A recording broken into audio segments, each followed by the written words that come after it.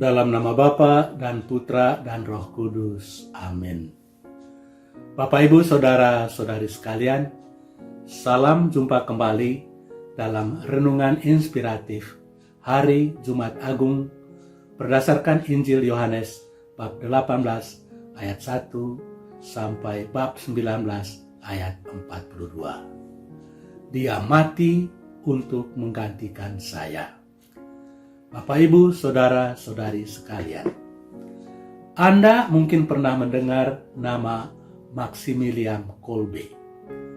Dia adalah seorang imam Fransiskan yang dihukum mati karena menyelamatkan orang Yahudi.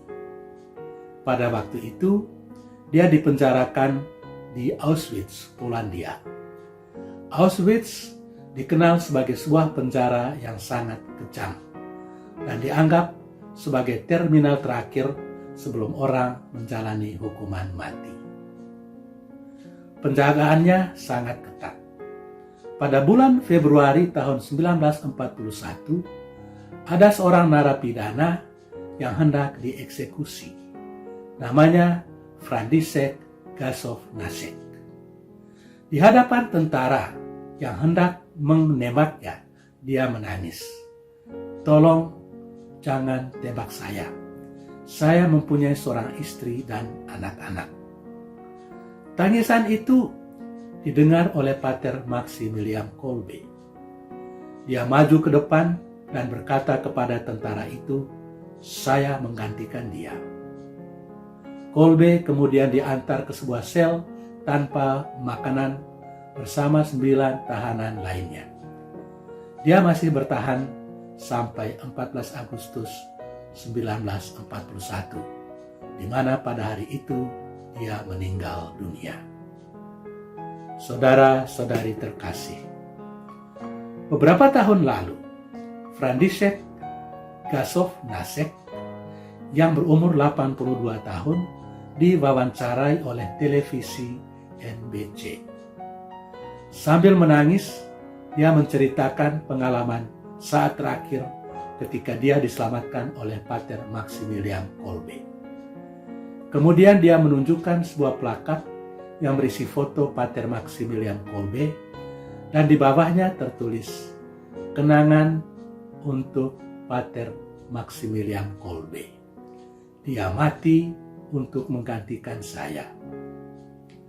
Setiap hari, Gassov-Nasek hidup dengan kesadaran, "Saya hidup karena seseorang telah mati untuk saya." Setiap tanggal 14 Agustus, selalu dia berziarah ke Auschwitz untuk menghormati Pater Maximilian Kolbe. Saudara-saudari terkasih, dia telah mati untuk menggantikan saya. Maximilian Kolbe bersedia mati untuk menyelamatkan seorang Yahudi bernama František Gassov-Nasek. Hal yang sama kita kenangkan dalam perayaan Jumat Agung ini. Yesus telah mati untuk menyelamatkan umat manusia yang sesungguhnya harus mati karena dosa-dosa yang telah dilakukannya. Saudara-saudari, pada hari ini kita mengenangkan kematian Yesus di kayu salib di atas gunung Golgota.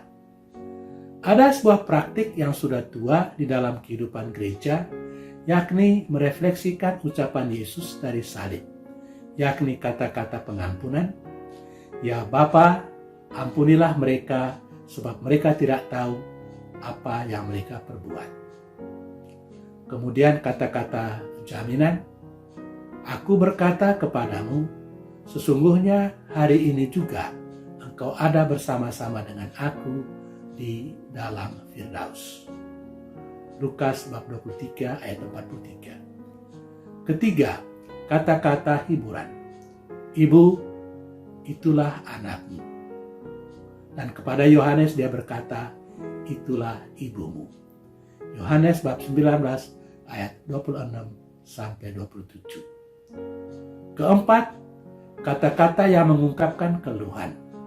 "Eli, Eli, lama sabachthani." Allahku, ya Allahku, mengapa engkau meninggalkan daku? Matius bab 27 ayat 46. Kelima, kata-kata yang mengungkapkan penderitaan. Aku haus.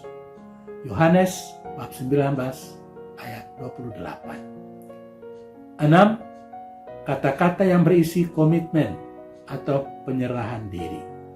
Ya Bapa, ke dalam tanganmu kuserahkan nyawaku. Lukas bab 23 ayat 46. Dan terakhir, kata-kata kemenangan. Sesudah Yesus meminum anggur asam itu, berkatalah ia, sudah selesai.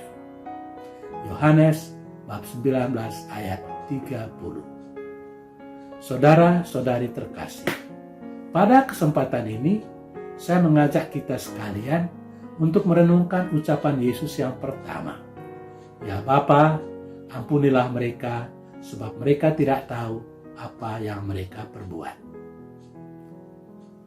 Ketika kedua penjahat lain mungkin berteriak-teriak dan mengutuki orang-orang yang telah menyalibkan mereka, Yesus, orang yang tidak bersalah karena tidak melakukan satu kesalahan pun melawan kemanusiaan atau Allah, bukannya mengeluh dan berteriak-teriak, melainkan memohon pengampunan bagi orang-orang yang telah menyalibkan dia, dan pengampunan kepada semua orang yang karena kebebalannya berbuat dosa sehingga mengantarkan dia kepada kematian. Ya Bapa, ampunilah mereka sebab mereka tidak tahu apa yang mereka perbuat.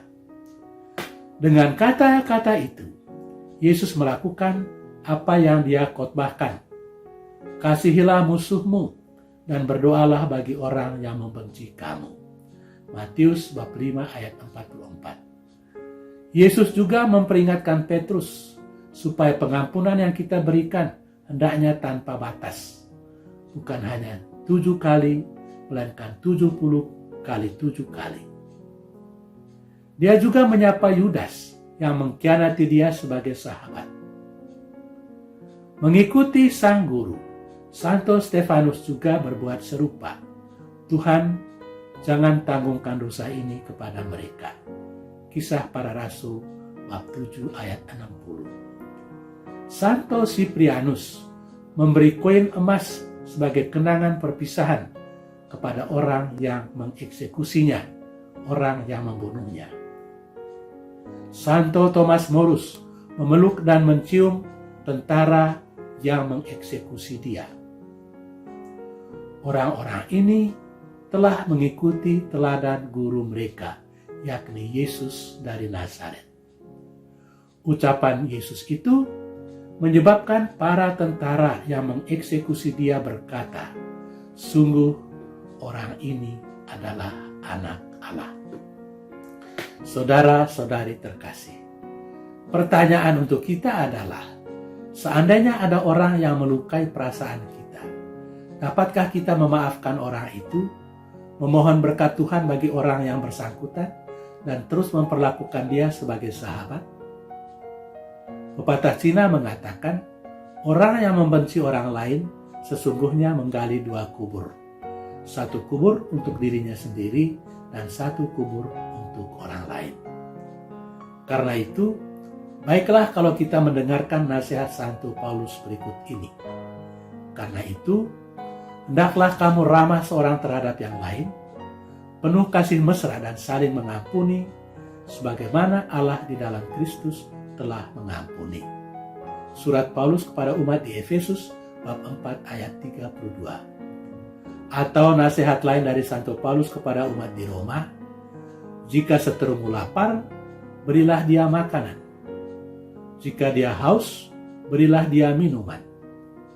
Janganlah kamu kalah terhadap kejahatan, tetapi kalahkanlah kejahatan dengan kebaikan.